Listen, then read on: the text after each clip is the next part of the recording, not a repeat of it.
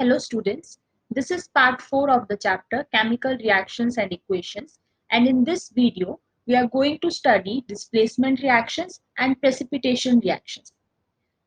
Before we start, let us have an overview of what we studied in our previous video, the link for which has been given in the description box below.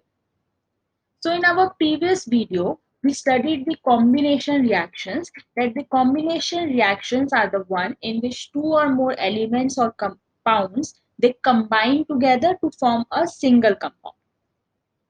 And we studied the decomposition reactions, which are opposite of combination reactions, in which a single compound breaks down to give two or more simpler substances. So now what we are going to study is the next type of reactions, which are the displacement reactions. तो displacement reactions क्या होते हैं? वो reactions जिसमें एक ज्यादा active element, अब यहाँ पे ये जो एक्टिव एलिमेंट है इसका मतलब क्या है? वो एलिमेंट जो ज्यादा रिएक्ट करता है, वो लेस जो एलिमेंट जो जिसकी रिएक्टिविटी कम है उस एलिमेंट को क्या करता है? डिस्प्लेस कर देता है. तो those reactions in which a more active element displaces the less active element from its compound. तो अगर हम यहाँ पे एक एग्जांपल देख लेते हैं, जैसे अगर ये एक एलिमेंट है A और एक हमारे पास कंपाउंड है दिस BC, तो यहाँ पे अगर ये A क्या है? ज्यादा रिएक्टिव है B से या ज्यादा एक्टिव है B से, तो वो क्या कर रहा है? यहाँ से उसको डिस्प्लेस कर रहा है, उसको उसकी जगह से हटा रहा है और अपना एक कंपाउंड बना रहा है C के साथ, एंड B एलिमेंट जो है वो उस कंपाउंड में से बाहर निकल रहा है. ठीक है, तो ये रिएक्शंस क्या है? डिस्प्लेसमेंट रिएक्शन, जिसमें ए ने बी को डिस्प्लेस कर दिया क्योंकि वो बहुत ज्यादा उससे ज्यादा एक्टिव एलिमेंट है. ठीक है, तो ये रिएक्शन क्या है? इनको हम क्या बोलते हैं? Single displacement reaction. Single displacement reaction क्यों है ये? क्योंकि इसमें एक सिंगल एलिमेंट ने दूसरे एलिमेंट को रिप्लेस कर दिया है, डिस्प्लेस कर दिया अपनी पोजीशन में से. तो ये जो डिस्प्लेसमेंट रिएक्शंस हैं वो मेटल और मेटल के बीच में भी हो सकते हैं और मेटल और नॉन मेटल के बीच में भी हो सकते हैं. लेकिन डिस्प्लेसमेंट रिएक्शंस को पढ़ने से पहले, उसके एग्जांपल्स देखने से पहले हमें ये पता होना चाहिए कि कौन से एलिमेंट्स हैं जो एक्टिव हैं, ज्यादा रिएक्टिव हैं, और कौन से जो एलिमेंट्स हैं वो लेस रिएक्टिव. तो उसके लिए हमें क्या पढ़नी है? Reactivity series. तो रिएक्टिविटी सीरीज क्या है? जैसे हमारे पास डिफरेंट टाइप के हमने मेटल्स पढ़े हैं. अब हर मेटल की जो रिएक्टिविटी है वो क्या होती है? डिफरेंट होती है. कुछ मेटल्स ज्यादा रिएक्टिव हैं, कुछ मेटल्स कम रिएक्टिव. तो उनके बेसिस पे, उस स्टडी के बेसिस पे हमने मेटल्स को अरेंज कर दिया in the form of a series. जो ये वर्टिकल सीरीज है, इस फॉर्म में हमने उनको अरेंज कर दिया है in the order of their decreasing reactivity. ठीक है, तो अगर हम यहाँ पे एलिमेंट्स कंसीडर कर रहे हैं और यहाँ पे उनके सिंबल्स लिखे हैं, तो अगर हमारे पास एलिमेंट है पोटेशियम, सोडियम, कैल्शियम, तो इनकी जो रिएक्टिविटी थी उसके बेसिस पे हमने ये सीरीज बना दी. ठीक है, तो इस सीरीज को अगर हम कंसीडर करें तो पोटेशियम क्या हो जाएगा? Most reactive. ये पोटेशियम यहाँ पे मोस्ट रिएक्टिव हो जाएगा, एंड प्लैटिनम क्या हो जाएगा? Least reactive. ठीक है, तो इसका मतलब है कि ये जो एलिमेंट्स हैं, अगर उनका, ये जो ऊपर एलिमेंट्स हैं हमारे पास, पोटेशियम, कैल्शियम, मैग्नीशियम, जिंक, अगर इनका reaction suppose gold, silver, platinum इनके साथ कहीं पर भी होगा, तो क्योंकि ये ज्यादा रिएक्टिव हैं, तो वो क्या करेंगे? इन सिल्वर, गोल्ड, प्लैटिनम को डिस्प्लेस कर सकते हैं इजीली. ठीक है, तो ये क्या है हमारे पास? Reactivity series. तो अगर हम ये रिएक्टिविटी सीरीज को कंसीडर करें तो डिस्प्लेसमेंट रिएक्शंस को हम इजीली बता सकते हैं कि कौन सा रिएक्शन हो सकता है, कौन सा रिएक्शन नहीं हो सकता है. तो अगर हम इसका एग्जांपल कंसीडर कर लेते हैं डिस्प्लेसमेंट रिएक्शन का. अगर हमारे पास रिएक्शन है जिंक प्लस कॉपर सल्फेट. ठीक है, हमने कॉपर सल्फेट का एक सॉल्यूशन लिया है और उसमें हम क्या ऐड कर रहे हैं? जिंक. तो अगर हम रिएक्टिविटी सीरीज से देखें कि ये रिएक्शन हो सकता है कि नहीं, तो ये रिएक्शन में क्या हो रहा है? जिंक रिएक्टिविटी सीरीज में यहाँ है एंड कॉपर कहाँ है? उसके नीचे. तो अगर कॉपर यहाँ पे है एंड जिंक इसके ऊपर है, तो इसका मतलब है कि ये जो जिंक है वो ज्यादा रिएक्टिव है कॉपर से. तो अगर वो ज्यादा रिएक्टिव है, इसीलिए हमारे पास प्रोडक्ट में क्या आता है? जिंक सल्फेट, एंड ये जो कॉपर मेटल है वो बाहर आ जाता है. तो ये रिएक्शन में क्या होता है कि कॉपर सल्फेट का जो सॉल्यूशन है वो क्या है, it is a blue coloured solution. तो जब हम उसमें जिंक को ऐड करते हैं तो जिंक क्या है, it is being more reactive than copper, displaces copper from this copper sulfate solution, and this reddish brown copper particles, they are deposited on the surface of zinc, या फिर वो यहाँ नीचे यहाँ पे फॉल हो जाते हैं। तो हम इजीली देख सकते हैं कि यहाँ पे रिएक्शन क्या है, बहुत ही इजीली हो रहा है। तो जो कॉपर सल्फेट का सॉल्यूशन है वो भी कलरलेस जिंक सल्फेट में कन्वर्ट हो जाएगा। पहले ये ब्लू था, अब ये क्या हो गया है, कलरलेस हो गया, जो कि जिंक सल्फेट। ठीक है, तो ये क्या है, डिस्प्लेसमेंट रिएक्शन, जिसमें जिंक ने कॉपर को उसके सॉल्यूशन जो हमने बनाया कंपाउंड में से डिस्प्लेस कर दिया। नेक्स्ट एग्जांपल देख लेते हैं, आयरन प्लस कॉपर सल्फेट। यहाँ पे भी सेम हमने कॉपर सल्फेट का सॉल्यूशन लिया है। कॉपर सल्फेट का सॉल्यूशन लेने के बाद हमने उसमें आयरन ऐड किया। तो अगर हम रिएक्टिविटी सीरीज से देखें तो आयरन यहाँ पे प्रेजेंट है एंड कॉपर यहाँ। तो ये आयरन क्या है, ज्यादा रिएक्टिव है। तो अगर ये ज्यादा रिएक्टिव है तो वो इजीली डिस्प्लेस कर देगा कॉपर को उसके कंपाउंड में से। तो यहाँ पे भी ये रिएक्शन क्या है, बहुत इजीली हो जाता है। तो ये रिएक्शन कैसे होता है, हमने कॉपर सल्फेट लिया और उसमें हमने आयरन नेल को ड्रॉप कर दिया। तो ये जो कॉपर सल्फेट है उसका कलर क्या है, ब्लू कलर का सॉल्यूशन है।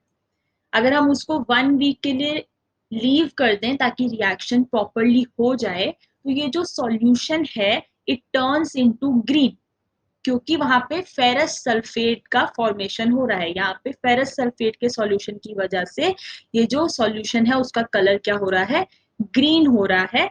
And this copper metal is deposited on the surface of this iron nail. जो हमने ये आयरन नेल लिया था उसके ऊपर ये कॉपर सल्फेट का कॉपर जो है मेटल वो उसके ऊपर डिपॉजिट हो जाता है।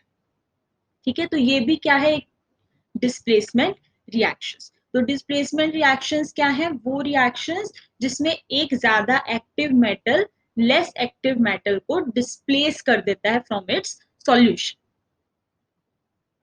अब क्या है, अभी तक हमने डिस्प्लेसमेंट रिएक्शंस पढ़े जिसमें एक सिंगल एलिमेंट दूसरे एलिमेंट को वहां से डिस्प्लेस कर देता है। तो दूसरे डिस्प्लेसमेंट रिएक्शंस कौन से आते हैं, डबल डिस्प्लेसमेंट रिएक्शंस। अब डबल डिस्प्लेसमेंट रिएक्शंस में क्या होता है, those reactions in which two different atoms and group of atoms are exchanged। ठीक है, कैसे, अगर हमारे पास यहाँ पे ए बी एक कंपाउंड है, दूसरा कंपाउंड है बी सी, तो हमारे पास प्रोडक्ट में क्या हो रहा है, यहाँ पे ये ए ने इस बी को और ये बी ने इसके साथ में क्या कर दिया है, आपस में ये क्या हो गए हैं, एक्सचेंज हो गए हैं। ठीक है, तो ये जब एक्सचेंज हो जाते हैं आपस में तो दोनों ने एक दूसरे को क्या कर दिया है, डिस्प्लेस कर दिया है। तो उनको हम क्या बोलते हैं, डबल डिस्प्लेसमेंट रिएक्शंस। ठीक है, अब ये डबल डिस्प्लेसमेंट रिएक्शंस जनरली किस में होते हैं, दो आयनिक कंपाउंड्स में, क्योंकि जब वो आयंस में कन्वर्ट हो जाते हैं तो वो इजीली अपने आप को डिस्प्लेस कर सकते हैं। ठीक है, वो बॉन्ड्स क्या है, ब्रेक होते हैं एंड वो दूसरे एलिमेंट के साथ में बॉन्ड्स को बना सकते हैं। तो जब भी कोई भी डबल डिस्प्लेसमेंट रिएक्शन होता है तो उसमें कोई ना कोई प्रेसिपिटेट जरूर बनता है। प्रेसिपिटेट का मतलब क्या है, एक इनसॉल्यूबल सॉलिड बनता है जो वहां से अलग आपको बिल्कुल नीचे, जैसे टेस्ट ट्यूब में अगर रिएक्शन है तो टेस्ट ट्यूब में वो नीचे हमें सॉलिड जो है वो मिल जाता है, उसको क्या बोलते हैं हम, प्रेसिपिटेट। ठीक है, तो प्रेसिपिटेट या फिर वहां पे कोई ना कोई गैस क्या हो रही है, इवॉल्व हो रही है। तो अगर कहीं पे प्रेसिपिटेट्स का फॉर्मेशन हो रहा है तो हम बोल सकते हैं कि वहां पे डबल डिस्प्लेसमेंट रिएक्शन हो रही है। ठीक है, और वहां पे वो जनरली किस में होगा, जब कंपाउंड्स क्या होंगे, आयनिक कंपाउंड्स होंगे। तो इनके डबल डिस्प्लेसमेंट रिएक्शन से कुछ एग्जांपल्स देख लेते हैं। जैसे यहाँ पे हमारे पास सिल्वर नाइट्रेट है एंड सोडियम क्लोराइड। तो silver nitrate and sodium chloride का जब रिएक्शन होता है तो हमारे पास क्या आता है, AgCl that is silver chloride and NaNO3 that is sodium nitrate. ठीक है, तो ये यहाँ पे हमारे पास एज अ प्रोडक्ट आता है। तो अब ये रिएक्शन में कैसे हो रहा है, यहाँ पे AgNO3 एंड NaCl। अब यहाँ पे क्या हुआ, Na इधर आ गया है एंड Ag कहाँ चला गया, यहाँ पे। तो यहाँ पे क्या हो रहा है, ये दोनों एलिमेंट्स ने एक दूसरे को क्या कर लिया, एक्सचेंज कर लिया। इनके जो आयन्स हैं वो क्या हो गए, एक्सचेंज हो गए। और AgNO3 और NaCl आयनिक फॉर्म में एग्जिस्ट करते हैं। तो रिएक्शन में क्या हो रहा है, यहाँ पे प्रेसिपिटेट्स बन रहे हैं किसके, AgCl के। ये व्हाइट प्रेसिपिटेट्स हैं जो हम यहाँ पे ऑब्जर्व कर सकते हैं। ठीक है, AgNO3 एंड NaCl को जब हम मिक्स कर रहे हैं तो यहाँ पे व्हाइट प्रेसिपिटेट्स आ रहे हैं किसके, AgCl के, विच इज अ सॉलिड। ठीक है, तो ये क्या है, डबल डिस्प्लेसमेंट रिएक्शन।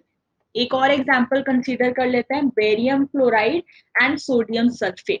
तो barium chloride and sodium sulphate में भी क्या हो रहा है, बेरियम ने यहाँ पे चेंज कर लिया एंड सोडियम ने यहाँ पे, तो हमारे पास क्या बन गया, NaCl एंड बेरियम सल्फेट। और ये जो बेरियम सल्फेट है ये क्या है, सॉलिड प्रेसिपिटेट की फॉर्म में, व्हाइट प्रेसिपिटेट की फॉर्म में हमें मिल जाता है।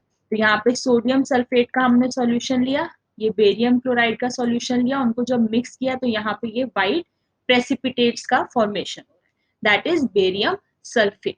ठीक है, तो डबल डिस्प्लेसमेंट रिएक्शन में जनरली क्या हो रहा है, प्रेसिपिटेट का फॉर्मेशन हो रहा है।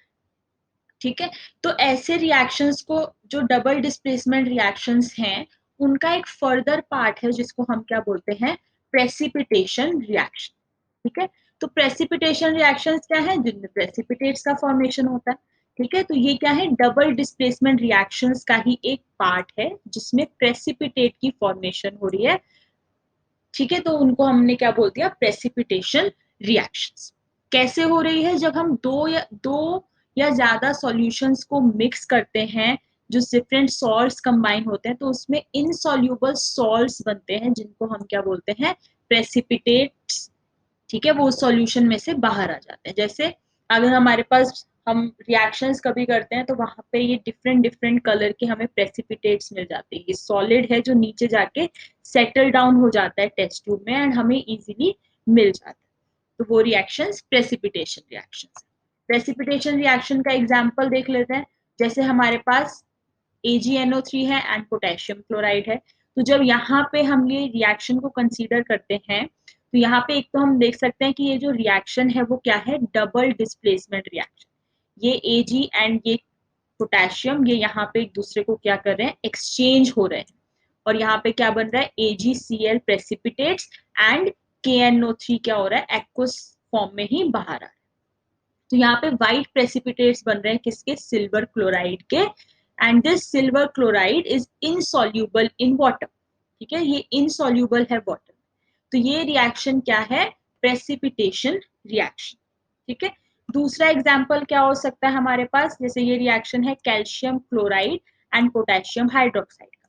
तो यहाँ पे भी हम देख सकते हैं कि ये एक तरीके से क्या हो रहा है, डबल डिस्प्लेसमेंट रिएक्शन हो रहा है, जो फर्दर क्या है, प्रेसिपिटेट्स बना रहा है किसके, कैल्शियम हाइड्रोक्साइड के। तो यहाँ पे इसके प्रेसिपिटेट्स का फॉर्मेशन हो रहा है। तो ये रिएक्शंस क्या है, प्रेसिपिटेशन रिएक्शन।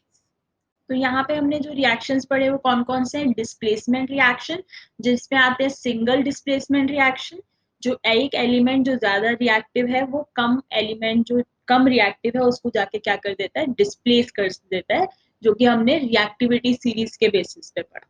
सेकेंड हमने क्या पढ़ा यहाँ पे, डबल डिस्प्लेसमेंट रिएक्शंस। तो डबल डिस्प्लेसमेंट रिएक्शंस में क्या होते हैं, एक्सचेंज होता है, एक या एक से ज्यादा एलिमेंट्स क्या हो रहे हैं, एक्सचेंज हो रहे हैं वहां पे। तो उसको हम क्या बोलते हैं, डबल डिस्प्लेसमेंट रिएक्शन, और वो जनरली आयनिक फॉर्म में होता है। उसके बाद हमने पढ़े हैं प्रेसिपिटेशन रिएक्शंस, जिसमें जनरली कोई ना कोई सॉलिड फॉर्म में कोई ना कोई प्रेसिपिटेट बन जाता है, जिनको हम क्या बोलते हैं, प्रेसिपिटेशन रिएक्शंस।